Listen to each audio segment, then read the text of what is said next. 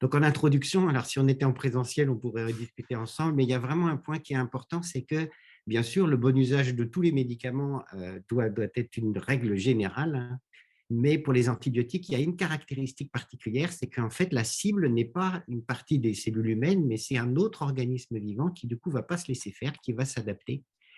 Et de fait, on a des dégâts collatéraux qu'on n'a pas avec les autres classes de médicaments, puisqu'on va toucher aussi d'autres bactéries de la flore, et on sait qu'une bonne partie de nos bactéries, finalement, sont des bactéries qui nous sont utiles. On va aussi impacter l'entourage, puisque quand on aura sélectionné des résistances chez nous, on pourra les transmettre. Et peut-être plus inquiétant encore, on impacte les générations futures, et ça, c'est tout à fait évident. Et à titre d'exemple, hein, si vous prenez des médicaments comme le Lasix pour l'œdème du poumon, ça a été découvert en 1950 et ça marche exactement pareil en 2022. Les patients vont avoir la même réponse à un traitement par Lasix. Et si vous regardez des antibiotiques découverts dans les mêmes années, comme les céphalos de troisième génération, par exemple, eh ben, vous verrez que ça marche beaucoup moins bien en 2022. Vous aurez beaucoup plus d'échecs parce qu'on a progressivement sélectionné les résistances. Et c'est illustré par cette campagne-là, qui est peut-être un peu frappante, hein, c'est un peu dans la même veine que ce qu'on met sur les paquets de cigarettes, mais c'est pour faire toucher du doigt un peu la gravité de ce qui pourrait se passer si on continue à mal utiliser les antibiotiques. C'est qu'on se retrouvera avec des décès de gens qui avaient des maladies qu'on considère comme pas très graves, puisque en 2020, on guérit avec des antibiotiques quand on fait une pyélonéphrite ou une otite, mais si on gâche, si on perd le bénéfice des antibiotiques, on pourrait se retrouver avec des histoires assez dramatiques. Alors, pour comprendre à quel point c'est précieux et à quel point il faut qu'on préserve ce patrimoine de l'humanité que sont les antibiotiques, c'est intéressant de faire un peu d'histoire. Alors, la découverte de la pénicilline, vous avez déjà entendu parler de ça sans doute, c'est Alexander Fleming, qui était un très bon savant, mais qui a eu un peu de chance ce jour-là. Il revenait de vacances, il avait laissé une boîte, il faisait de la recherche sur le staphylocoque. Il avait laissé sa boîte de pétri sur sa paillasse, et quand il revient, il s'aperçoit qu'une partie de sa boîte a été contaminée par un champignon, donc le pénicillium, une moisissure. Et en regardant d'un peu plus près, il découvre quelque chose qu'il ne s'attendait pas à trouver, c'est qu'on peut comprendre que les deux n'aient pas pu pousser au même endroit sur la boîte à cause de besoin de place, mais il trouve autour de la moisissure, autour du pénicillium, une zone d'inhibition sur laquelle le staphylocoque n'a pas pu pousser. Et il se dit, ici, ça se trouve, dans les compétitions dans la nature entre les micro-organismes, ils doivent fabriquer des trucs qui empêchent ou qui tuent la croissance des autres, et ça, on pourrait l'utiliser pour soigner les patients. L'histoire après a pris quelques années, hein, puisque finalement la pénicilline est vraiment disponible et distribuée que depuis 1945, donc presque 10 ans, 15 ans après. Mais en fait, il a fallu qu'il s'allie avec des biochimistes assez précis pour pouvoir récupérer cette substance produite par les champignons. Ils ont changé un peu de champignons, ils en ont trouvé un qui produisait plus la substance, et ils ont lancé la fabrication industrielle de tout ça pour pouvoir avoir la distribution de la pénicilline. Et la pénicilline a eu beaucoup d'importance, et il y a des gens même qui pensent que la Deuxième Guerre mondiale aurait pu tourner différemment si c'était les Allemands plutôt que les Alliés qui avaient eu la pénicilline au départ, parce que ça a notamment permis de retaper les soldats avec les blessures de guerre et d'avoir des armées du coup plus résistantes. Si on regarde au-delà de l'armée, dans la population civile, ça c'est le nombre de décès en France métropolitaine au cours du XXe siècle. Pardon. Et ce qu'on voit de très clair, c'est que certes, le nombre de morts chaque année avait tendance à baisser avant qu'on ait la pénicilline disponible, probablement à cause des progrès en hygiène, en santé des populations. Mais l'année où la pénicilline est devenue disponible, on a une marche de 100 000 morts par an. Et en fait, c'est les gens qui mouraient avant des pneumonies à pneumocoque chez les sujets un peu âgés ou des méningites chez les enfants, et qui tout d'un coup, une partie d'entre eux a pu être sauvée grâce à la pénicilline. Donc on gagne au moins 100 000 vies par an depuis qu'on a la pénicilline. Fleming était très prudent et assez visionnaire, et quand on lui demandait votre produit, là, est-ce que ça va être bien sur le rhume, il disait non, pour le rhume, ce n'est pas une bactérie, je vous conseille plutôt une bonne gorgée de whisky à l'heure du coucher. Ce n'est pas très scientifique, mais ça aide. Effectivement, à l'époque, il n'y avait pas d'antiviraux et on connaissait mal les virus, mais il avait déjà compris que les antibiotiques, il ne fallait pas les utiliser à tort et à travers parce qu'on risquait de perdre leur efficacité. Dans les années qui ont suivi, la médecine a fait des progrès, la recherche a fait des progrès, la biologie a fait des progrès, et donc en étudiant bien les bactéries, il y a beaucoup d'étapes nécessaires à la bactérie qui ont été utilisées pour fabriquer des antibiotiques. Donc on avait la pénicilline comme toutes les bêta-lactamines qui attaquent la paroi des bactéries, mais on a aussi des antibiotiques qui attaquent la membrane, comme la daptomycine par exemple, ou qui attaquent la synthèse de l'ADN, la synthèse des protéines, et vous avez là toute une série de nouvelles familles d'antibiotiques qui ont été découvertes depuis, avec un peu plus de recherche appliquée que ce qui avait été fait pour la pénicilline, et qui ont pu laisser penser à un moment que la médecine allait réussir à gérer les problèmes des maladies infectieuses sans trop de soucis. Malheureusement, comme on a dit en introduction, les bactéries ne vont pas se laisser faire parce que c'est de leur survie dont il s'agit là. Et du coup, à peu près à la même vitesse que l'humain découvre des nouveaux antibiotiques et des nouvelles classes d'antibiotiques avec des nouveaux mécanismes, les bactéries ont découvert des nouveaux mécanismes de résistance. Soit en empêchant les antibiotiques d'entrer, soit en les laissant entrer mais en les expulsant avec les fameuses pompes à efflux, ou alors avec beaucoup d'enzymes qu'elles fabriquent, comme les pénicillinases, les céphalosporinases, etc., qui détruisent les antibiotiques à partir du moment où ils sont rentrés dans la bactérie. Et on se retrouve finalement avec une espèce de lutte entre les bactéries et les antibiotiques, mais dans laquelle les bactéries ont pas mal d'avantages. Donc, si on schématise un petit peu, on n'a qu'à imaginer que ça, c'est l'intérieur d'un tube digestif où on a plein de bactéries sensibles au départ. Et puis, de temps en temps, il peut y avoir une bactérie résistante qui passe par là, soit parce qu'on l'aura acquis dans l'alimentation ou au contact d'un autre patient, ou simplement par mutation spontanée. Comme on a des milliards de bactéries, il peut arriver qu'il y en ait une qui mute et qui devienne résistante.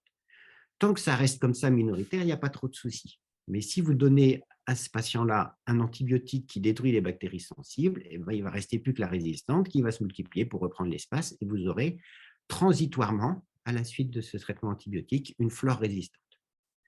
Après, si vous laissez passer le temps progressivement avec l'alimentation, avec la vie de tous les jours, avec l'évolution des bactéries, vous repartez vers des bactéries sensibles. Mais si par contre, alors que vous avez de temps en temps des bactéries qui sont résistantes au premier antibiotique, mais aussi à un deuxième qui passe par là, pareil, par les mêmes mécanismes, soit des mutations, soit de l'ingestion, et qu'à ce moment-là, vous prenez un deuxième antibiotique pour un autre problème, par exemple, vous aviez la première fois une infection urinaire et la deuxième fois, vous avez eu la grippe, mais vous êtes dit quand même, je vais prendre un antibiotique, c'est mieux. Vous allez détruire, du coup, les bactéries qui étaient résistantes au premier antibiotique, et il ne restera plus que celle qui était résistante non seulement au premier antibiotique, mais aussi au deuxième que vous venez de donner, qui va se multiplier pour réoccuper l'espace et vous aurez créé la multirésistance. Donc, c'est la répétition des antibiothérapies qui crée la multirésistance en grande partie. L'autre problème pour lequel on est à peu près sûr qu'on ne peut pas gagner cette partie, c'est que les bactéries transmettent leur résistance non seulement à leur descendance, comme nous on fait, en transmettant nos gènes, on transmet aussi nos caractéristiques, mais les bactéries, elles, peuvent transmettre du matériel génétique à leurs voisines par des mécanismes comme le transfert de plasmides, par exemple. Ce qui fait qu'elles sont beaucoup plus efficaces une fois qu'elles ont acquis les résistances pour la partager. En soulignant qu'une bactérie, son temps de doublement moyen, c'est 20 minutes, ce qui fait que ça peut aller très vite, l'échange, la sélection de résistance. Et effectivement, l'être humain, lui, qui a un temps de doublement de 20 ans en moyenne et encore, ne peut pas tellement lutter contre ce processus de sélection de résistance. Et ça a été très bien observé, malheureusement, depuis qu'on commence à avoir des antibiotiques. Vous avez sur cette fresque-là de Santé publique France les années où on a eu des découvertes des grandes familles d'antibiotiques, donc les quinolones, par exemple, c'était 1980, les carbapénèmes, 1985, et un peu plus bas en vert, vous avez les premières descriptions en médecine humaine de résistance à ces antibiotiques. Et vous voyez que pour la plupart des nouvelles classes, les résistances ont suivi très vite, parfois quelques mois, parfois quelques années, la mise à disposition des antibiotiques. Et une autre illustration assez frappante de ça, là, vous avez un antibiogramme de Klebsiella pneumoniae, qui est une entérobactérie qui fait partie de celles qui savent très, très bien accumuler les résistances. Donc ça, vous avez l'antibiogramme standard d'une Klebsiella pneumoniae en 1945, avec les petits disques d'antibiotiques et des grosses zones d'inhibition autour de plein de disques d'antibiotiques. Par exemple, l'Augmentin marchait très bien sur Klebsiella en 1945. Et puis là, vous avez en 2012, donc 70 ans plus tard, alors ce n'est pas toutes les souches de Klebsiella, heureusement, ça c'est les souches de compétition qu'on trouve heureusement assez rarement en France, mais vous voyez que la bactérie a appris à pousser quasiment au contact du disque d'antibiotiques. Donc si on devait traiter un patient, même si c'est juste une petite infection urinaire, mais avec cette Klebsiella-là, il resterait 2 antibiotiques qui ont une efficacité partielle, qu'il faudra peut-être utiliser en combinaison ou à forte dose, et c'est le genre d'impasse qu'on essaye à tout prix d'éviter. Parmi les autres éléments importants à garder en tête, la directrice de l'OMS, il y a 10 ans exactement, avait fait un discours qui avait beaucoup marqué les esprits. On n'avait pas pensé à ça et pourtant c'était tout à fait logique. Mais ce qu'elle dit dans son topo ce jour-là, Margaret Chan, c'est attention, cette émergence de multirésistance, qui était jusque-là surtout considérée comme un problème pour les maladies infectieuses, pour les infectiologues, menace en fait beaucoup de progrès de la médecine moderne, parce qu'il y a beaucoup de choses qu'on a pu obtenir grâce au fait qu'on pouvait protéger les patients avec des antibioprophylaxies ou avec des antibiothérapies quand ils tombaient malades. Et c'est vrai, par exemple, en cancérologie, pour les greffes d'organes, pour les mises de prothèses de hanches, pour les pacemakers, etc. Et ce qu'il disait était tout à fait vrai, et ça a été assez bien vérifié, malheureusement. Pour vous donner un exemple, la Grèce, qui a été un des pays d'Europe les plus touchés par la multirésistance, a vu sa mortalité chez les femmes traitées pour des cancers du sein augmenter. Parce qu'en fait, les cancers du sein ont besoin, une bonne partie d'entre eux, de chimiothérapie. Et si, à l'occasion des neutropénies après les chimiothérapies, vous habitez dans un pays où la multirésistante est disséminée, vous risquez de mourir à cause d'une aplasie fébrile avec une bactérie multirésistante. Donc, ça souligne que les conséquences de l'émergence de la multirésistance, ça va bien au-delà de simplement les maladies infectieuses. Alors, bien sûr, on ne va pas rester les bras croisés et on a des signaux qui montrent que finalement, ce n'est pas un problème insoluble. D'abord, on a 3 axes contre l'antibiorésistance. Il n'y a pas que le bon usage des antibiotiques, il y a aussi l'hygiène qui permet de ne pas échanger les bactéries multirésistantes et les vaccins. Et ça paraît un peu étonnant, mais c'est la vérité. Si on est bien vacciné contre la grippe, par exemple, on consomme moins d'antibiotiques. Pourquoi? Parce qu'on va faire moins d'épisodes fébriles et on va diminuer le risque qu'un jour, on se fasse prescrire des antibiotiques. Et aussi parce qu'on fera moins de surinfection. Mais c'est surtout le fait de diminuer les épisodes fébriles qui fait baisser la consommation d'antibiotiques. Et donc, il faudrait, dans un bon programme de lutte contre l'antibiorésistance, être un peu comme la déesse Shiva, pouvoir faire tout à la fois, avoir une population bien vaccinée qui suit des bonnes règles d'hygiène et des bonnes prescriptions d'antibiotiques. Est-ce que ça marche? Alors, je vais vous montrer en quelques diapos qu'on a de bonnes raisons de penser que ça marche. Si on prend notre exemple à nous, la France, on a été vraiment les pires en Europe au début des années 2000. On était des très gros consommateurs d'antibiotiques. Et si vous regardez cette diapositive-là qui avait été publiée dans le Lancet en 2005, mais c'est des chiffres de 2000, ils avaient regardé, là, c'est les différents pays d'Europe, le nombre, le pourcentage de leurs pneumocoques qui sont résistants à la pénicilline dans leur population en fonction de leur consommation de pénicilline par habitant. Et vous voyez que les grands champions, c'était la France, qui consommait, alors on était à 3 ou 4 fois plus de pénicilline que les pays du Nord, et qui avait un taux de pneumocoque de sensibilité diminué à la pénicilline quasiment de 50%. Donc on ne pouvait plus traiter, par exemple, des otites de l'enfant avec des antibiotiques Péros, où on risquait beaucoup les échecs. On en était en train de passer à des traitements injectables par céphalosporine, par exemple. Si on regardait à l'époque la consommation par habitant, donc c'est toujours issu de la même étude, vous aviez la France qui consommait par habitant 3 fois plus d'antibiotiques que la Hollande. Et pourtant, la Hollande, ce n'est pas un pays en voie de développement, ce n'est pas un pays où les gens meurent à 60 ans d'infection. Ils sont en fait une espérance de vie, un état de santé qui est au moins aussi bon que celui des Français en moyenne, mais en consommant 3 fois moins d'antibiotiques par an et par habitant. Donc, il faut essayer de faire du bon usage des antibiotiques ou du juste usage des antibiotiques. Alors, c'est important de comprendre que l'objectif, ce n'est pas de consommer moins d'antibiotiques finalement. Il faut passer par là parce qu'on en consomme trop, mais l'objectif principal, c'est de garder l'efficacité des antibiotiques pour les situations où ils sauvent des vies. C'est ça qu'on veut préserver. L'objectif n'est pas du tout de ne pas donner d'antibiotiques à un patient qu'on aurait besoin. Donc, il faut mieux prescrire juste ce qu'il faut en termes de dose, en termes de durée et en termes de spectre, et seulement quand il faut. Donc, c'est illustré, il y a pas mal de documents assez intéressants de Santé publique France. Donc, ils expliquent là, par exemple, que la dose est importante pour un enfant et un adulte, ce n'est pas pareil. Et alors, comme on a aussi étendu le bon usage des antibiotiques à la médecine vétérinaire, c'est un peu la même chose chez le bétail. Il faut choisir la molécule qui va tuer le moins possible de bactéries, seulement les bactéries qu'on vise, seulement quand c'est des infections bactériennes et pas virales, et seulement pendant la durée nécessaire.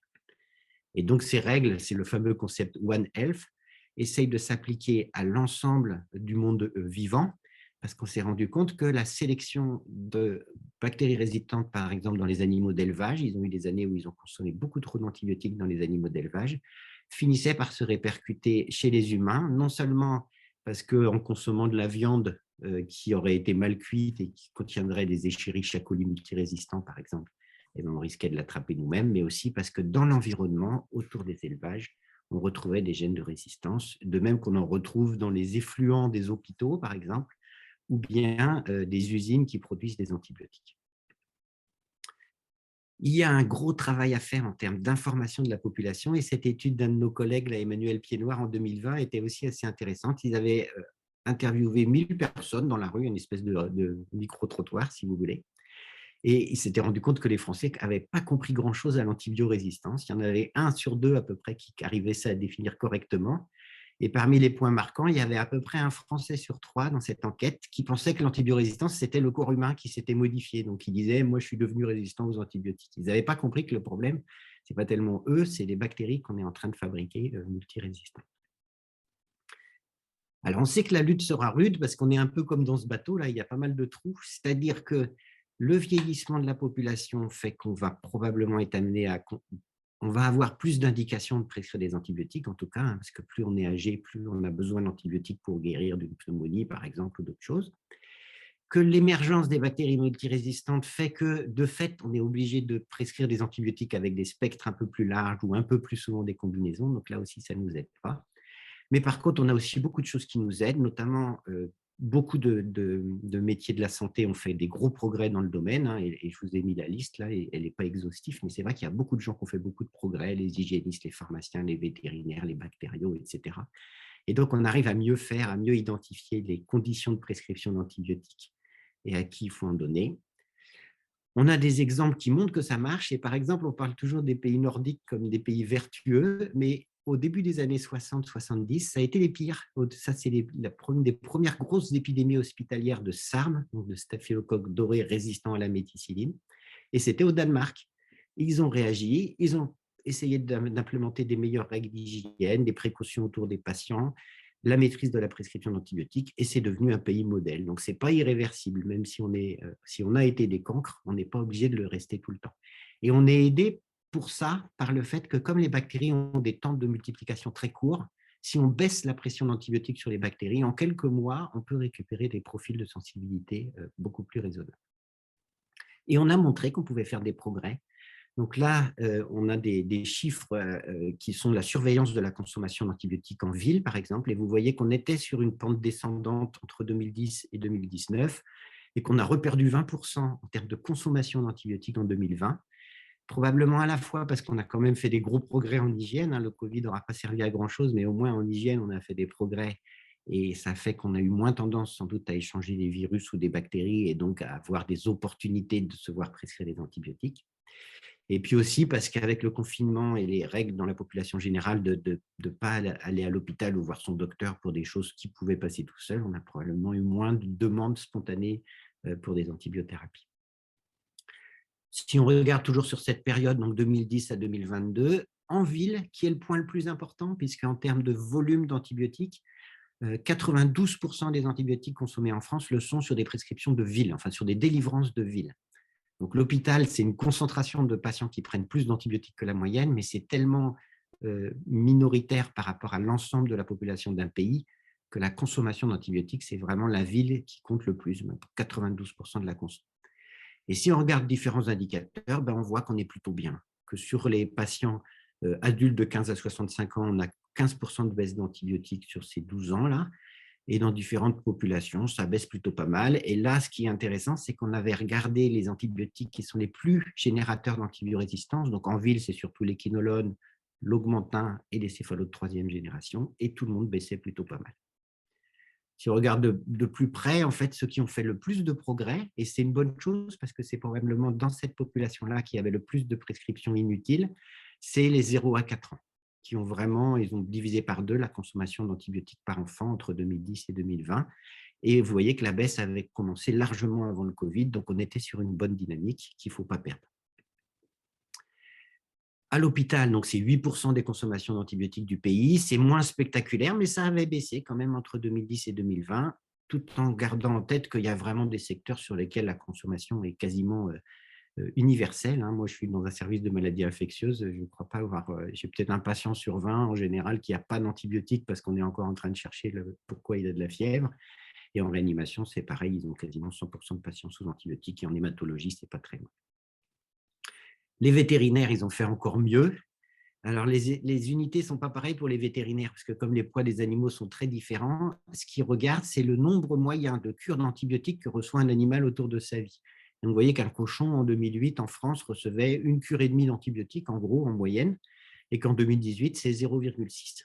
Parce que notamment, les vétérinaires ont réussi à quasiment interrompre tous les antibiotiques qui étaient donnés de manière abusive parce qu'ils avaient remarqué que ça faisait un peu grossir les animaux, donc pouvaient gagner quelques kilos à un cochon en lui donnant une cure d'antibiotiques au milieu de sa vie. Et pour les poulets, c'est pareil, il y avait à peu près un traitement antibiotique par poulet dans sa vie, ce qui est beaucoup hein, parce qu'ils ne vivent pas très vieux, les poulets d'élevage, et c'est passé maintenant à 0,4 en moyenne.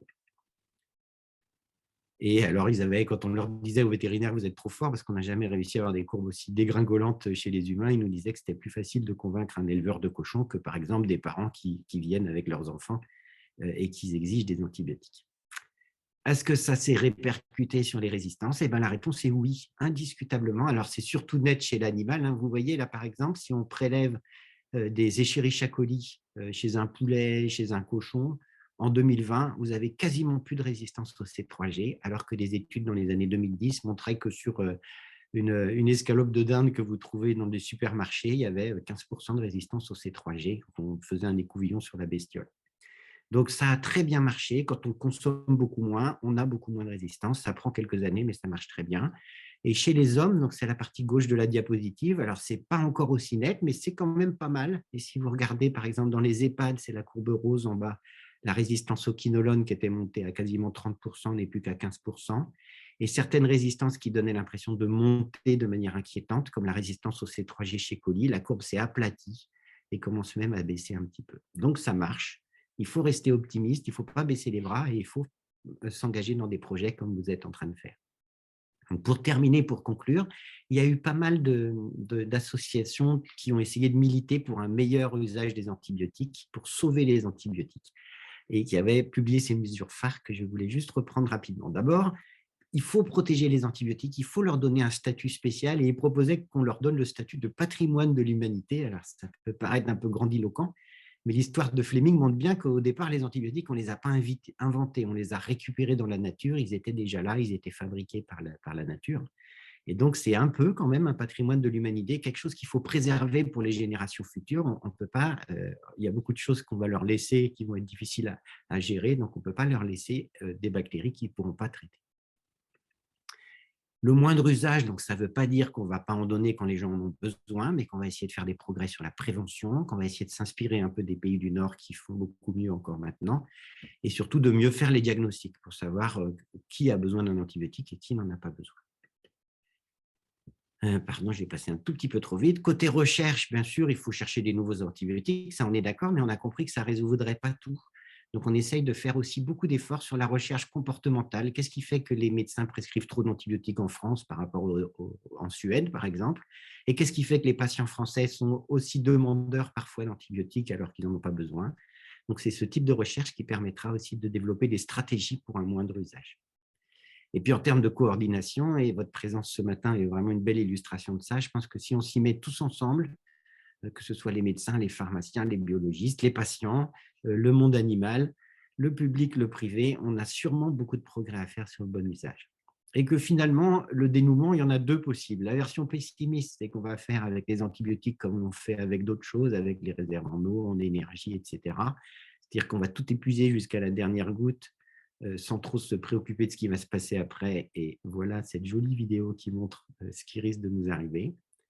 Et la version optimiste, celle qui semble se dégager sur les toutes dernières années, c'est qu'il y a une prise de conscience. On est aidé par le fait que les bactéries qui changent toutes les 20 minutes, qui se multiplient en 20 minutes, sont assez adaptatives finalement. Donc, quand on ne fait pas bien, elles deviennent résistantes et quand on fait mieux, elles perdent des résistances. Ça a été bien montré par les pays vertueux. Ça a été bien montré même en France. Et juste dit un petit mot des SARM, mais la proportion de staph doré résistant à la méticilline est passée de 20% dans les hôpitaux à 5% actuellement, en quelques années, grâce au progrès en hygiène, essentiellement.